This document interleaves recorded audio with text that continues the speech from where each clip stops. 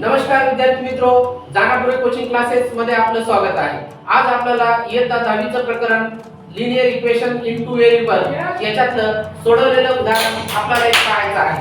तरी पाय दिलेले इक्वेशन आहे x + y = 5 आणि दुसरे इक्वेशन x - y = 3 आहे।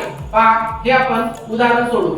सोल्युशन हे अशा पद्धतीने अगोदर लिहून घ्यायचे। त्यानंतर x + y = 5 आणि x - y बरोबर 3। त्यानंतर आता हे दिलेले इक्वेशन आहे ते सुरुवातीला 1 नंबर 2 नंबर याला देऊन घेऊ। x + y = 5 याला 1 नंबर देऊ। रोमन नंबर मध्ये हा 1 नंबर द्यायचा।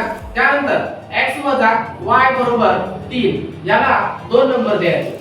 ओके, आता पाहिजे तर प्लस आहे इथं मायनस आहे। याचा कोएफिशिएंट 1 आहे, याचा कोएफिशिएंट सुद्धा एकच आहे, काही नाही म्हणजे। मग आता याची काय करून घ्यायची, आपल्याला ऍड करून घ्यायची।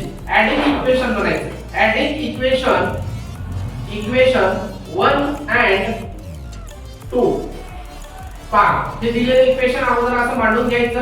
x + y = 5, त्यानंतर x - y = 3 याची आपण ऍडिंग करतोय। आता बघा हे प्लस आहे हे मायनस आहे, दोन्ही कॅन्सल झाले। इथं 1 आहे इथं आहे, आलं लक्षात। हे 1 आणि हे किती झाले, 2x झाले बरोबर। हे 5 आणि 3 8 झालेले आहे। ओके, मग आता काय होईल, आता या दोघांच्या मध्ये गुणाकाराचे चिन्ह असेल। हे 8 आहे, हे 8 असे लिहायचे आणि हे 2 याला इकडे भागाकारात येतील। बे 1 बे, बे 4 8, x ची किंमत आली 4। ओके, मग आता ही x ची किंमत समीकरण 1 किंवा 2 मध्ये तुम्ही ठेवू शकता। पुट म्हणायचं, put x = 4।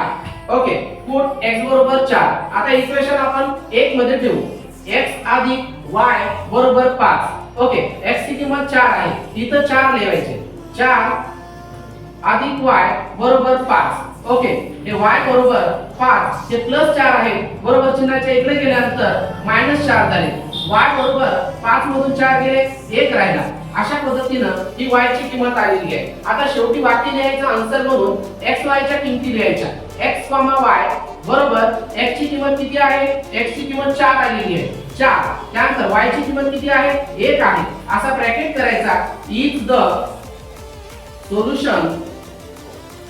solution of given equation असं लिहायचं।